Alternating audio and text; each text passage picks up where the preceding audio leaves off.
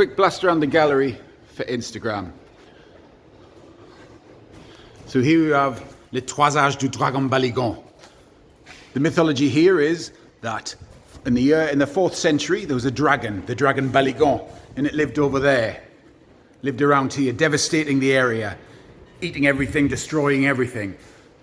The only way the local population could appease this monster was with the sacrifice of their children now and then. Every month, perhaps. The youngest, I don't know who decided which child was to go. Perhaps it was the hero who couldn't fight the beast. I'm assuming that's what they did first. They tried to fight the monster, but apparently the legend said the only way they could appease the beast was with the sacrifice of their children.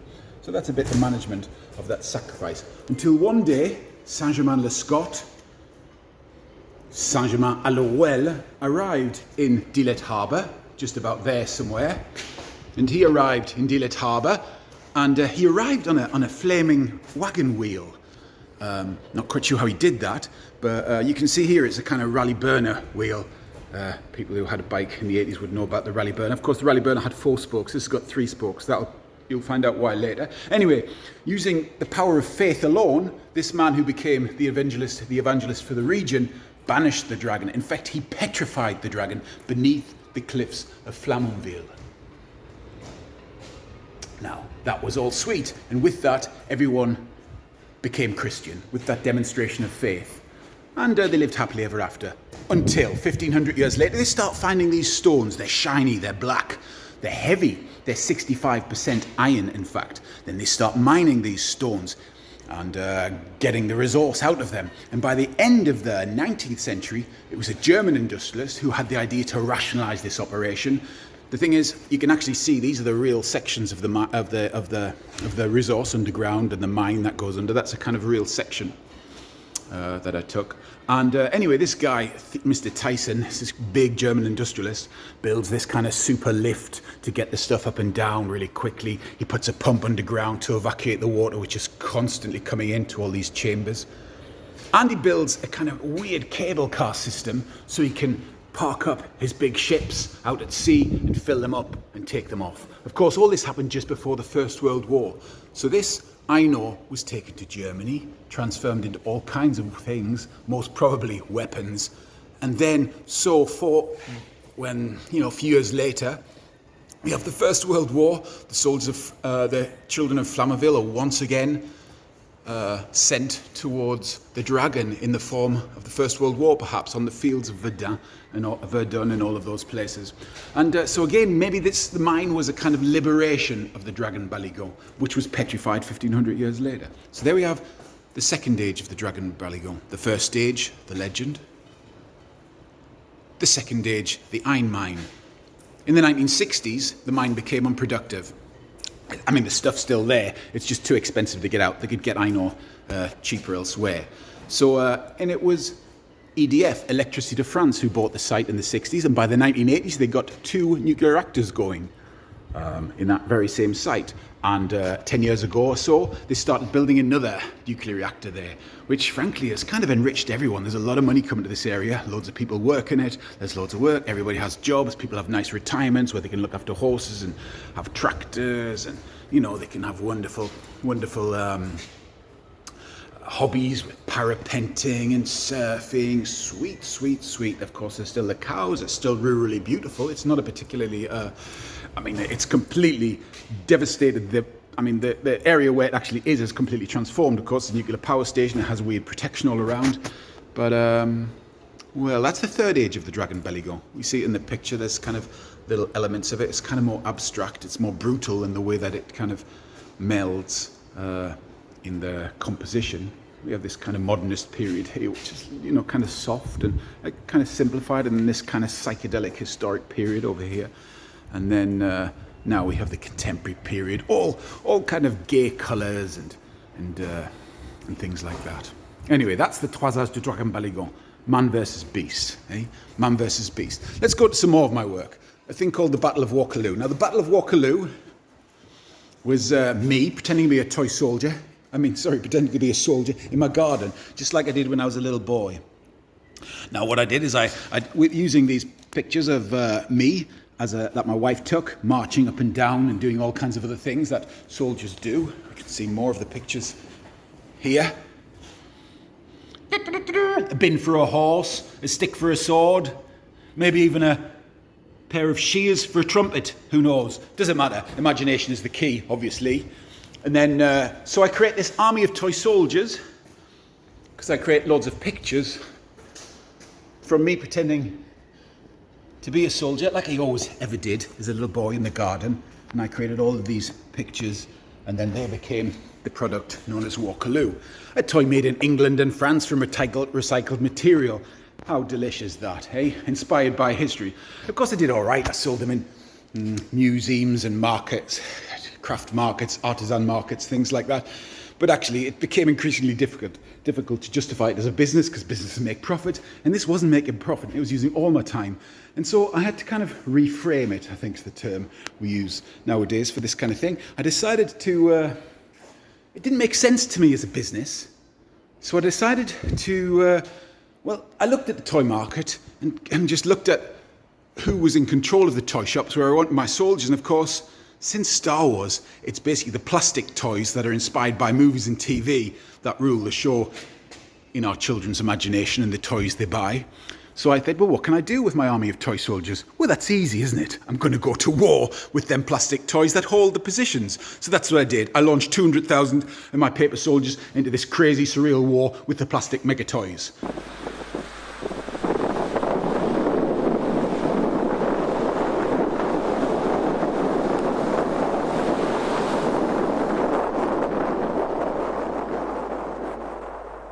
This is a live fire exercise, and those are real elastic bands.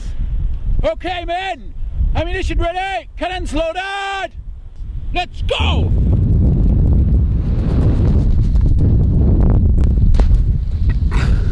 Fire!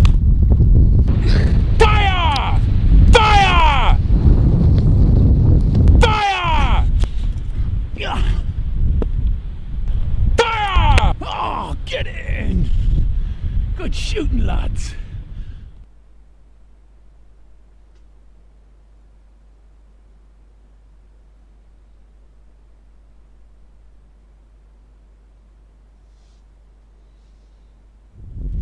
Go for their hearts! They don't seem to have any hearts!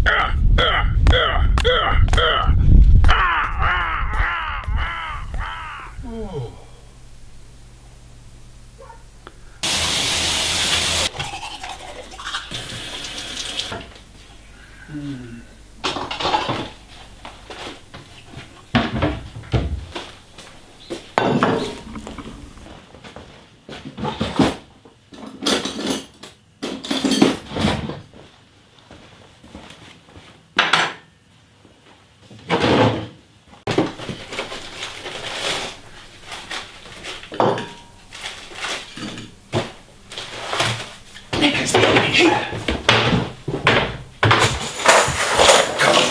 Right, soldiers, move. This is the real thing.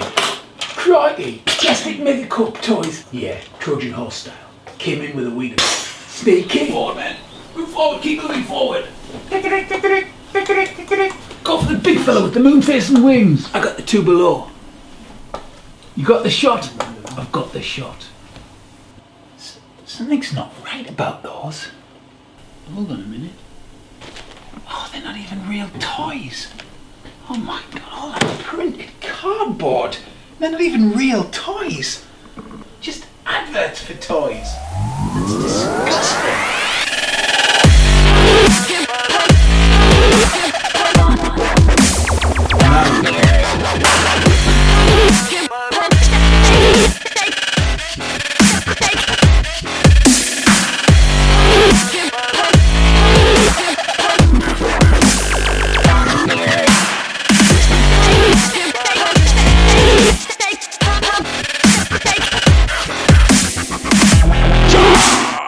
And you've seen the little films that are that, and this painting was done for the National Army Museum in 2013, I think.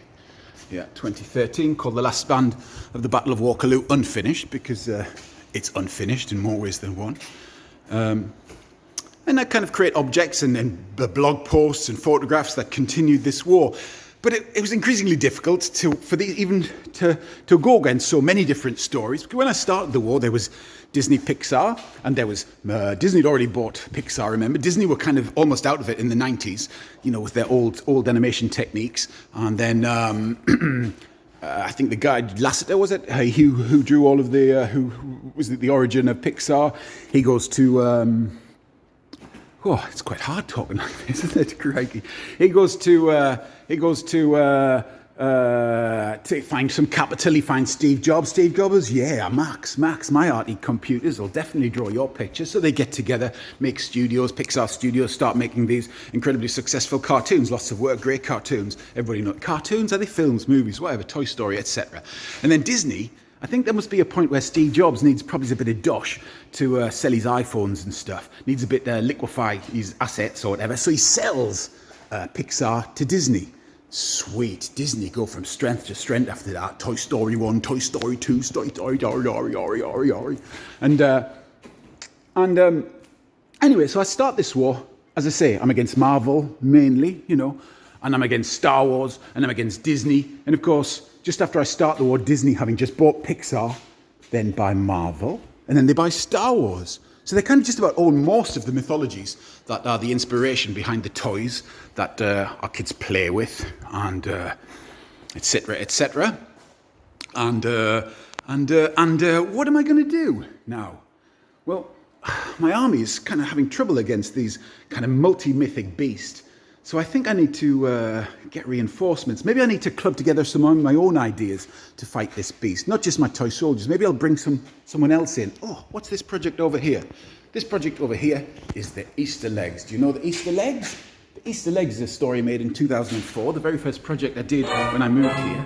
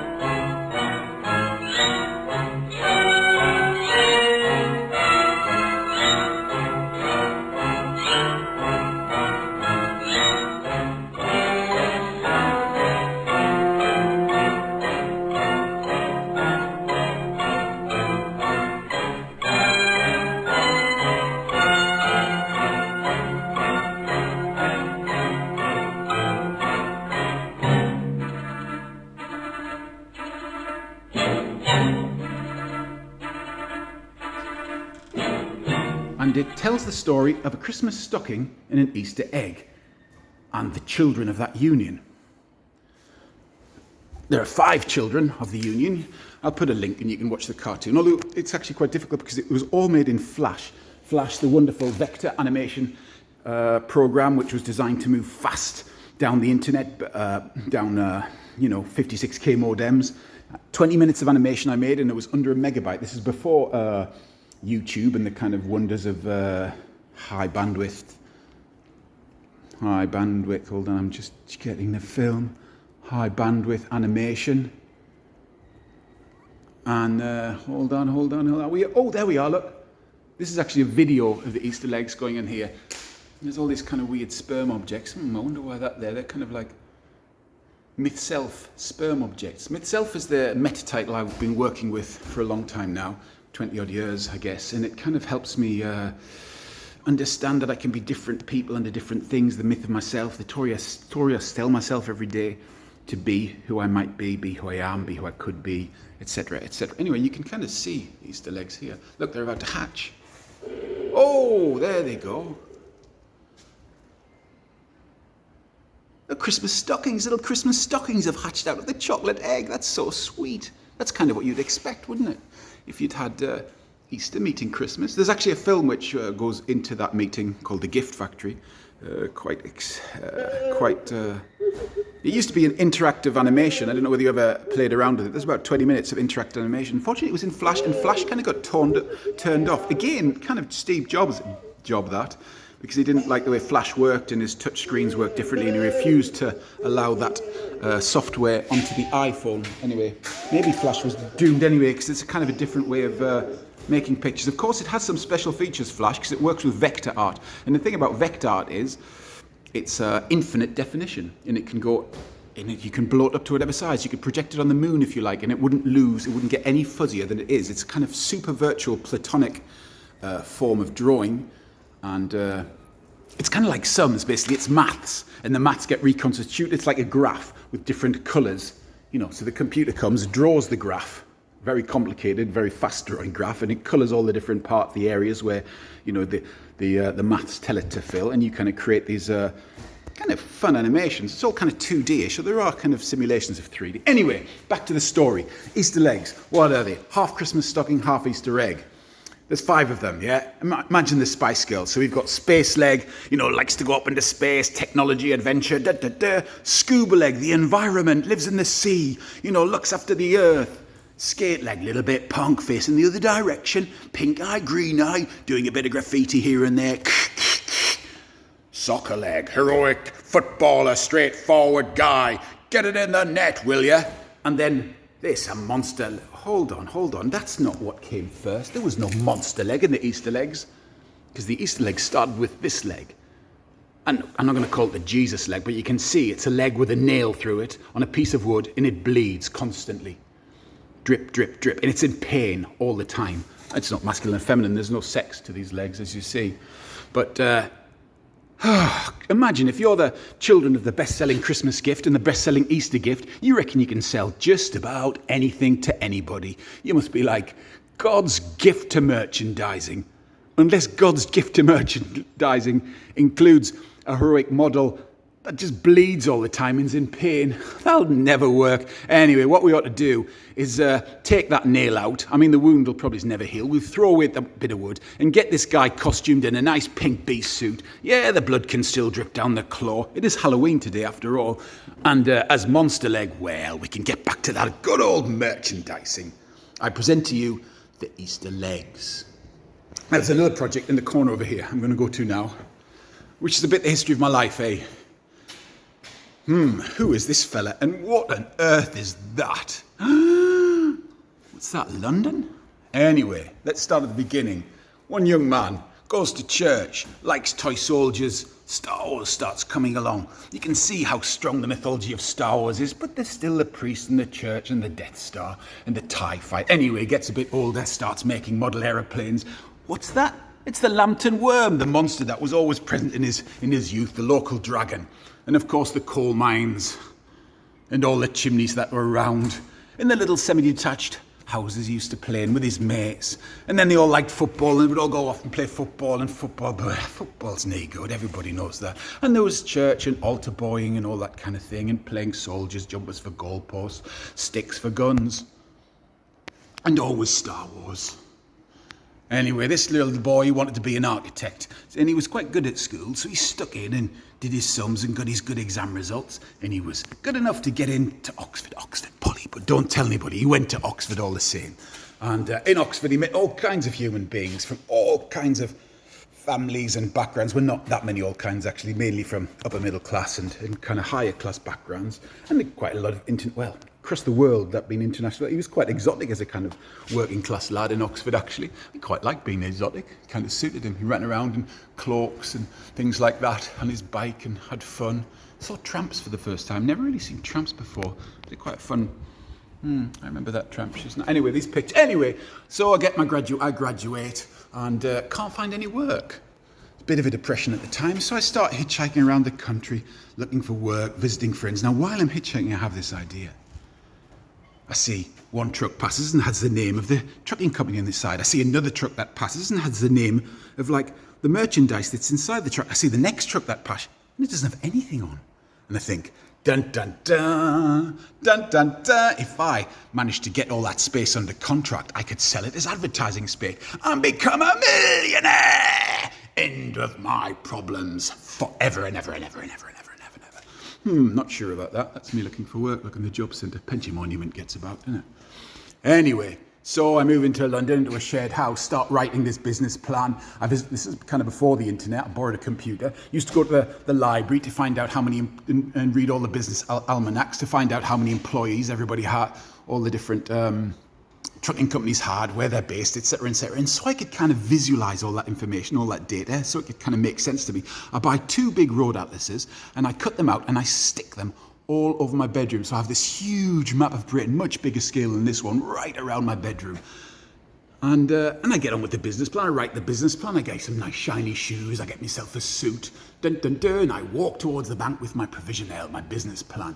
And I have a meeting with the banker. And the banker says, well, that's a clever idea, Mr. Walker. We've never heard of that one before. But hold on, you've got no business experience. You've got no money. In fact, you've got student debts, never mind money. We can't make a loan to you like that, even if it is a good idea. I'm sorry, Mr. Walker, you're gonna have... And actually, I tell you, over the 18 months I was writing this business plan, I started to become pretty, I don't know, suspicious, and I don't know, I just didn't like what advertising was doing in the world. How it was pushing us to ever more consummation of things we didn't really need, didn't really want, destroying the planet. You know the story. We're still living it, unfortunately.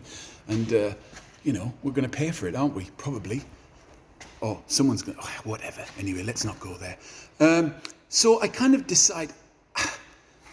The company was going to be called Smackham, Strategic Mobile Advertising Campaign Media. But I was starting to think more about Smackham being dead being de-advertising. So I kind of throw away the suit and I start working manually for my dosh, imagining I'm a Spartan warrior at Thermopylae while I paint houses. It's kind of hard work, you know, frustrating work, but never mind, it's honest and it's good. Is it good? Don't know. Anyway, it's honest-ish. And then I find myself in my bedroom one night, and I'm a bit I come back late, but frustrated that things aren't kind of going, and I see something on the wall. I see what? I see, in fact, this object here. I see the M25, and I see the M11, and I see the A1M, and I see Huntingdon. John Major was in power at the time, that being his constituency, and I see the phallus that is London's cock. What? Eee. So I start playing with this phallus, don't I? I start thinking how I can use it. I gotta find a strong, funny image, and I have an exhibition called Coming Out of My Bedroom, where I make these big collages, and I dress up in a suit, and I kind of present these to my mates and my friends, and they kind of, what comes out of that day exhibition is that it's not really, I've invented this object, of course I have, and there's lots of kind of ideas around it. London, East End, West End, Bell End. Cockneys, that's why they're called Cockneys, because they come from the cock, of course. All this kind of mythology, I start to build this object, and I think, but it's not cool putting out someone else, even if there was all those sex scandals at the time and stuff like that. I kind of think, I had to wear this thing myself. It was kind of my cock. It became my cock. So in rejecting the idea of being a real businessman, I created this kind of alter ego, a kind of fantasy self, imagine Superman. When Superman, exposes himself, he has his suit and tie and he rips them off, turns into Superman, flies away.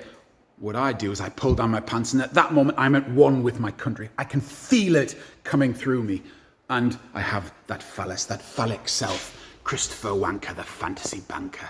His cock is London's cock. Indeed. Well, about that, just after that, I actually broke my arm, met my wife, and tiring of city life. I didn't really want to make the kind of money you needed to live there comfortably. I was painting and decorating for Dosh whilst trying to do my pictures. And I decided to move to Normandy with my wife and have a completely different life, where I kind of planted potatoes and matched. And when I planted my potatoes and killed goats and bred goats and chickens and all that kind of thing. And, I mean, what does Normandy mean to an Englishman? It's kind of the invasion, débarquement, as we call it, the Normandy invasion. Didn't really know anything about else. And the other Normandy invasion, of course, I went the other way. And it's apple trees and all kinds of things like that. But what I started to do then, I started to kind of remember as a boy playing with sticks in the garden. I started to create my columns of earth as my potatoes would grow longer and longer, and I started to imagine. I always use a fantasy narrative to help me do laborious tasks. So I would grow these long beds for vegetables and think of them as kind of columns of soldiers starting to kind of build my vegetable garden, start to be the formations of my vegetable garden. Hop, 2, 3, 4 with a spade. Hop, 2, 3, 4 with a spade. Dream on, Christopher, dream on. What, is that a dustbin for a horse? It's surely. And at this point there, we start pretending to be a soldier, and we kind of create the army of Waterloo. So right, let's think about it. Disney have mingled Pixar. They've got all these things going on. In fact, let's just see what Disney own. I think there's an object round here that tells me what. Look, this is the kind of thing Disney own. Here's an infographic I found online. They own Marvel, and they own Star Wars, and they own Sky and National Geographic, and they own Endemol, and they own just about them and everything. They're absolutely humongous. How can one man take on that object? Easy. He can amalgamate some of his own stories. He can create a kind of heroic self. Let's think about it. Easter eggs, what can they give me? It's going to get difficult now because I can't do selfies. They give me a shield. Let's say a shield Easter egg. Shield Easter eggs, let's unite them. I can't hold the bloody camera. And what are the soldiers going to give me? They're going to give me a sword. I've nearly 1 million toy soldiers dispersed across the world now. Sword Waterloo. And what does London's cock give me? What does the map give me? The map can give me wings! Yes, wings, wings! The guardian angel who becomes Christopher Wanker Waterloo, better known as myTHself Trinity. That's the kind of guy that can take on Disney. Let's go back to here. What is this map? Did I go into it? I can't remember. I've told this story. I tell this story mainly in French all day long. Anyway, we have a kind of representation of Disney there. This was a Google image search I did, and Google gave me a picture, a photograph, and I get a good sketch of that photograph and then a painting from that sketch. And that's a kind of representation of Disney. You've got to be careful doing representation of Disney because that's into intellectual property. That's kind of one of the reasons I've got big issues. It's not issues. You just wonder about it. I mean, here there's no Disney characters, not one single Disney character, because these are actually plastic toys. I arranged them along with my toy soldiers. I bought them from a second-hand shop called Amaus in France. It's just like they're packed with these kind of toys. They've got batteries inside. They were made in combination with McDonald's, and there's just gazillions of them, and they're kind of these throwaway plastic gifts. Who makes the throwaway plastic gifts? People in factories in China. How do the factories in China get powered? By the coal miners in China who dig the coal out of the ground. Digging the coal out of the ground. I lost my dad in about 2008. He gave me some dosh towards the capital I needed to make these toy soldiers. How did he have money? He had money because he got cancer working in Dunlop, asbestos cancer, and it kind of killed him a couple of years after his retirement. Really quite sad. Definitely quite sad. And just after he died, I happened to see this Chinese miner's wife on the news, and this Chinese miner's wife started telling her tale, just talking about the conditions her husband was working in. They were trying to go on strike, but they can't go on strike under pain of all kinds of terrible things that are going to happen to them and their family. And I just thought, what a shame, those miners. And then I thought of my dad and his situation and then I started thinking, and I kind of said, I remember these, you know what that is, it's a miner's banner. And this one was with colliery miner's banner.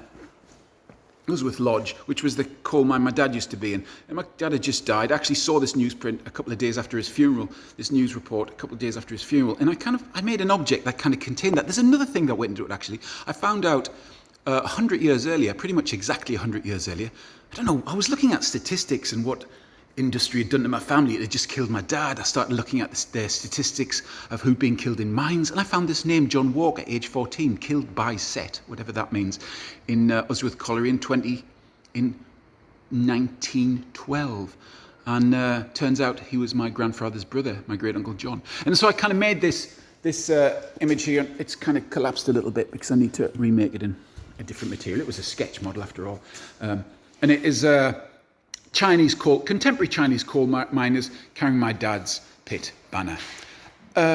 What have they got to do with the Battle of Waterloo? Well, they're kind of, I'm trying to sort it with the Battle of Isigny, the Bataille de Isigny, the war I'm waging against Disney, in fact, against the myth controller of all the toys in the world, pretty much. Not all the toys, but a lot of those big myths that don't control, they're the scene for our imagination. Now, as a painter, say I want to paint scenes from my childhood. But scenes from my childhood have got, they've got historic war in, because I used to make models and play with soldiers, but they've got stormtroopers everywhere, and they've got TIE fighters and X-Wing. Hold on a minute, you can't use those in your pictures, Chris, or in the toys you might want to make from your pictures, because that's the intellectual property of someone else. So imagine there are these kind of big seams of our head, of our brain. Imagine this, your brain, and there's these big seams. And these seams aren't owned by you, they're owned by someone else. These big seams of imagination, all these stories. I mean, it's not like that with religion. Of course, religion and blasphemy work a bit like that, the way religions police blasphemy and tell you what you can believe and what you can't believe. But now it's kind of corporations that own our stories. And what does that mean? What does that mean, they own our story? I'm going to go back to this picture a little bit. What are this family doing? These are kind of he's my miner. Apparently there's two classes of miner in this iron mine. There were the guys who were the miners, and there were the guys who were the chargers, the guys who filled and muscled the full carts around.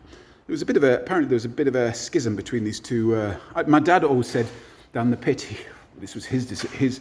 They were all kind of one. They were one big team. I went to a museum with him in the one in Northumberland. There's a mining museum which tells the story of mining, and I went with him just before he died. And he talked about, he told me about the camaraderie which used to exist, how we'd never played jokes. Anyway, and there's a kind of, we know what mining has this, industrial life is an abstract life. We're kind of human beings transplanted doing the work of the business around us.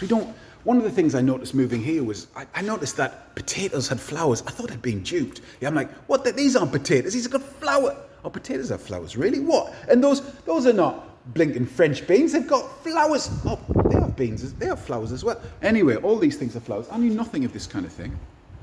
And because I was brought up in this kind of abstraction, in the hand of the beast, you could say, in the hand of the beast that killed my dad, this industrial beast. And it's always like that a bit in industry, isn't it? They're kind of working hard, you're escaping into all of these passionate things you get involved with. Football is a perfect example of that. This kind of escape. And nothing wrong with any of these things, yeah? I'm just talking about how the world, as I kind of see it, religion. This is Saint Barbara, who's the patron saint in France of miners and firemen, actually. So there's a kind of little scene in my picture. And we have a family here happy because, coal miners, by the end of the time, were kind of pretty well-paid jobs. A lot of industrial jobs actually became well-paid once the battles with the banners had been fought, and the unions had kind of addressed lots of issues and, boshed their own, just fought with the kind of capitalists who were controlling everything. It's just not in their interest to give the money away. So they have to be forced into giving their money to the work, into sharing, because they kind of think it's all theirs. Weirdly, they don't go down the mine. They kind of. These are my portrait of the guys, the investors, the Tyson brothers who financed this mine. I don't know whether they ever worked in the mine, but they financed it. Anyway, so you can see what's odd about this family. Of course, it's red. This was my underpainting, but I decided to keep that red because they're kind of the target.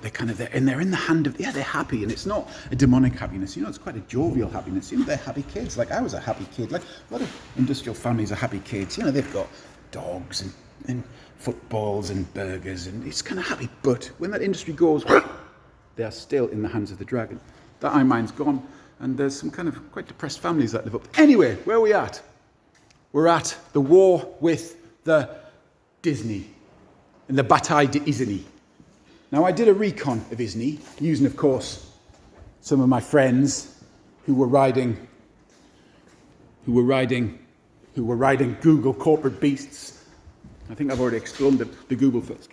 That's my mate Nick. Anyway, I did a portrait of him. All right, Nick. He was part of a recon group that reconnaissanced Isigny. And when we reconnaissed Isigny, we found these objects which we did at either side, which were all over the quay. Now these objects, they look a bit like cannons, you see. In French, they're called bites d'amarrage.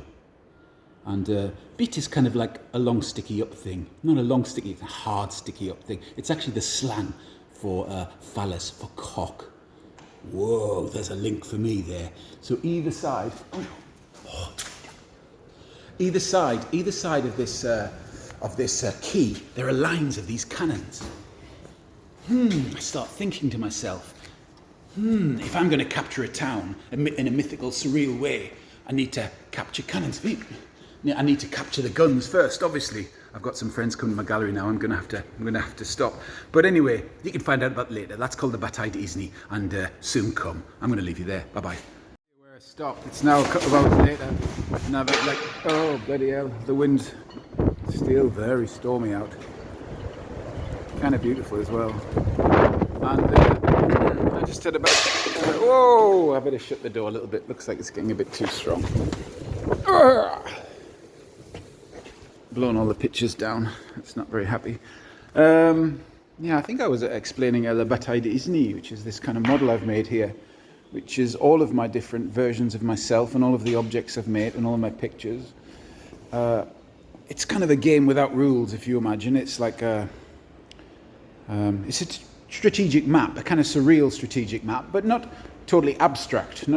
I mean, it's like it has meanings. You know, like there's an image of Disney, which I found on Google. Which you just type Disney into Google, and it came in Google said this is what Disney is. So I kind of did a kind of simplified painting of it, which you can probably see from up there somewhere. And then all around are all of the different characters I've made over the last few years. Now, when I did my reconnaissance of Disney, I can't remember, but I discovered all of these objects that are around. Now, when I was a kid, I always thought, I remember going to South Shields and seeing the bollards and going, they look really like cannons. Of course, I did a bit of research, and actually they were cannons. If you imagine a battleship in the, whenever, in the 18th, 17th, 16th century, kind of either its cannons became unreliable because they'd overheated and bent a little bit, deformed, to become dangerous because they might explode on ship, or maybe they just become obsolete. There's kind of a new way of doing things, or they get after having been fired so many times they can become brittle and explode. Who wants that on the ship? So what can you do with them? You can stick them in the sea, of course, just throw them away, or you can use them as ballast in the ship, which is what they used to do a lot of the times, or you could stick them on the port and tie ropes to keep your ship tied up. And that's where this kind of bollard comes from. That's the history behind this bollard. Now, when I went to did my recon on Isigny, which is a port, I think I've already explained that history, a port with a relation to the ancestors of Walt Disney, Walt Disney.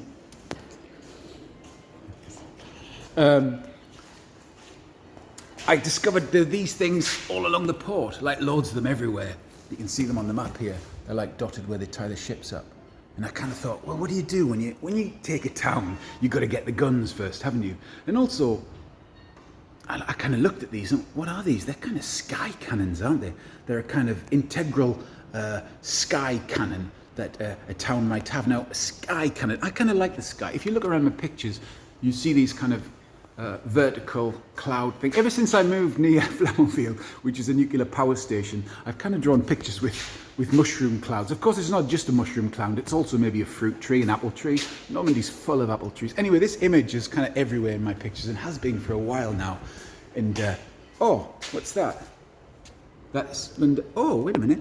Is that a nuclear explosion or is it, oh, it's just a map of London. Or is it oh, yeah, right. So those explosions, of course, all around here, that's what they are, aren't they? They're not really explosions. They're maps of London. And they also have history behind. Hold on, I've got some pictures, so I'm going to...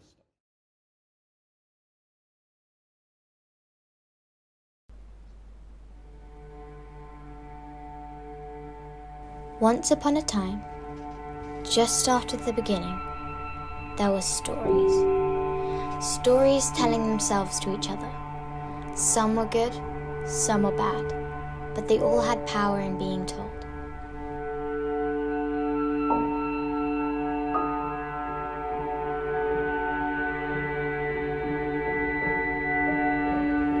The most popular stories have the most power.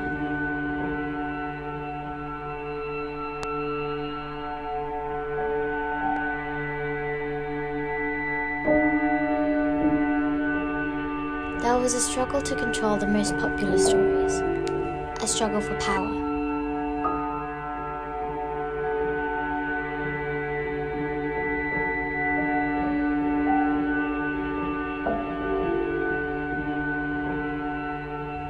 But one story, a controlling story, wanted to take control of all the other popular stories, take control of all the other powerful stories.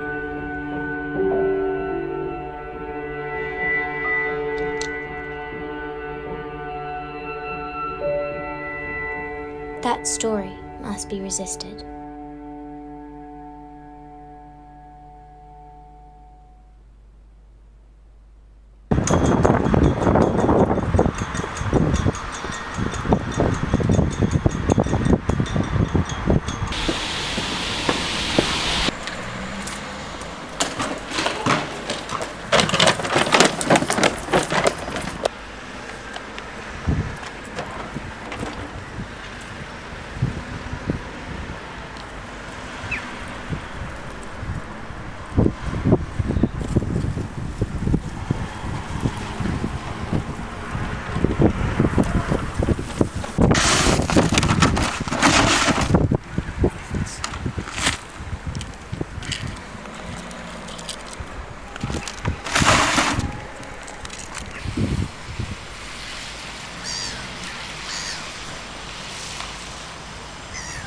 Right, we need training. You guys go there.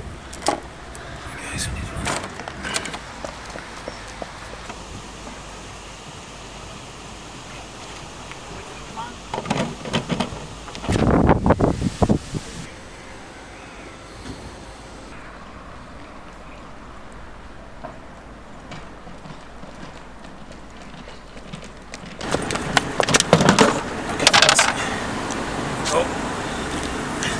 First cannon this side. It's a good plan. You stay in command. Pass the word on. Alright, wait for the order.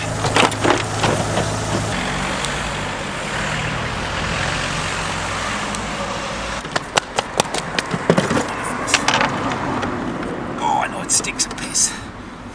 Not much you can do about that.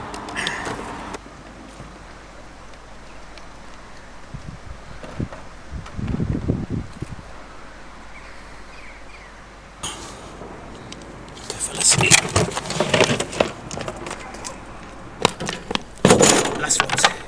Here we go, fellas. Okay, wait for the command. Oh, wait for the command. Shouldn't be long. Okay, I'll be back up a little bit here.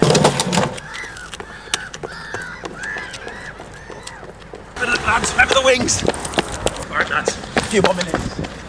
20 seconds, fellas.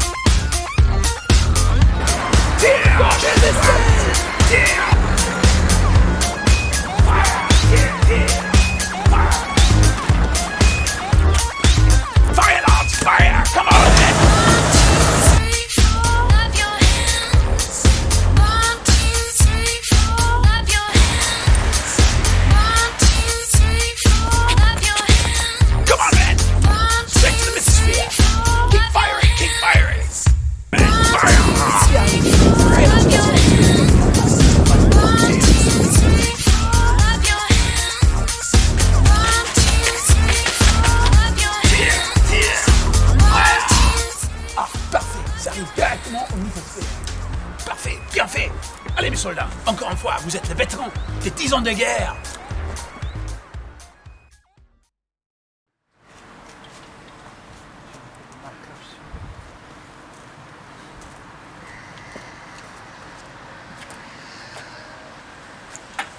J'ai besoin de mes chaussettes.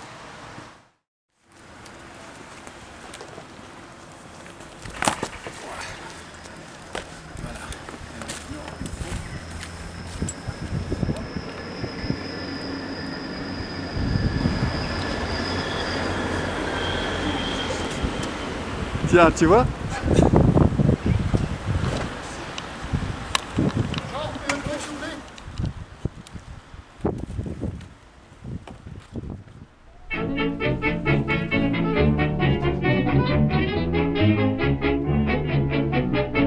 I know a fat old policeman, he's always on our street. A fat and jolly red-faced man, he really is a treat. He's too kind for a policeman, he's never known to frown. And everybody says he is the happiest man in town.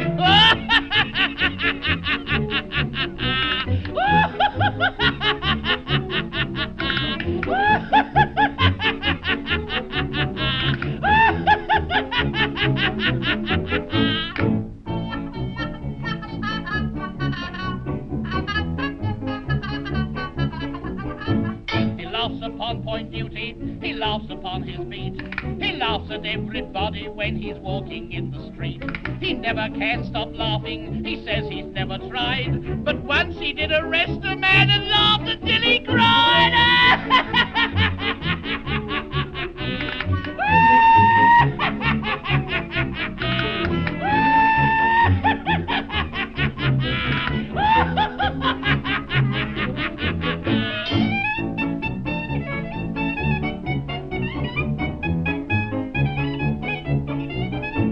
His jolly face it wrinkled, and then he shut his eyes. He opened his great mouth, it was a wondrous size. He said, I must arrest you, he didn't know what for. And then he started laughing until he cracked his jaw.